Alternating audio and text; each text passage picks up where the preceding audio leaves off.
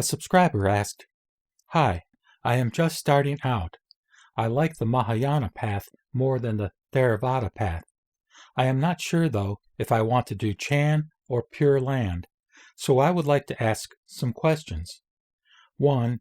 In Chan, is Shakyamuni Buddha a cosmic Buddha or a godlike Buddha?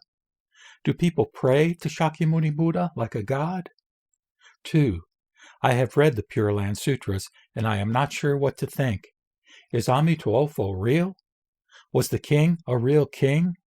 Is Amituofo real or made up? I read and like the sutras, but am not sure if it is real or not. 3. If I am not sure if Pure Land is real or not, is it better for me to just practice Chan then? I like Chan, but need to learn more about it."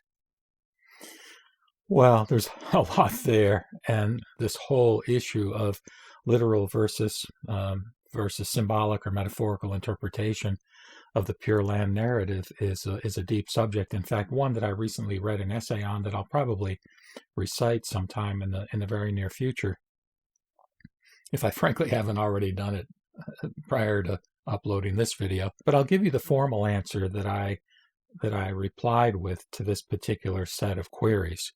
I said, "You are asking some great questions. Keeping in mind that I am a layperson and not an expert, I would say that Chan, Sakyamuni, is mostly regarded as the actual historical figure from India around 500 BC, and the practice emphasis is on meditation. It is in the lotus that Sakyamuni becomes, in effect, a cosmic Buddha whose lifetime is infinitely long. That scripture led to what is known as the Tendai school within Mahayana. But even there, it is not like the Buddha is viewed as a god in the same sense as in Christianity. Fundamentally, Buddhism considers reality to be non-dual, which, among other things, means there is no God out there separate from me.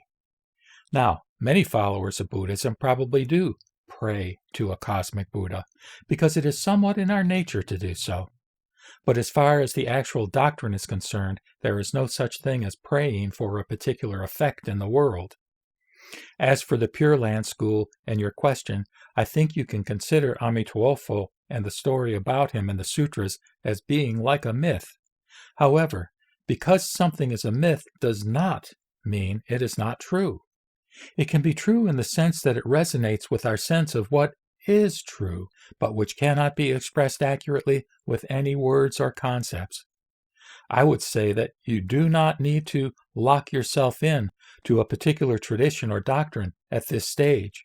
It is not either or. Go with what you are drawn to, keeping in mind that many Chan and Tendai monks in history have also looked to Amituofo as a source of refuge. By the way, without wanting this to sound like pressure on you to go in this direction, as a Jodo Shinshu or Shin Buddhist, when I say the Nembutsu, Namo Amida Butsu, it is merely a way of expressing gratitude to Amida for the assurance of my rebirth in his Pure Land when I die.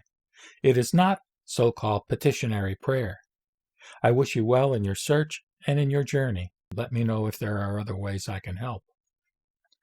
So, again, to the extent that we define prayer as asking for something, if you will, that is not consistent with the reason why Shin Buddhists say the Nembutsu. We say the Nembutsu merely to express gratitude.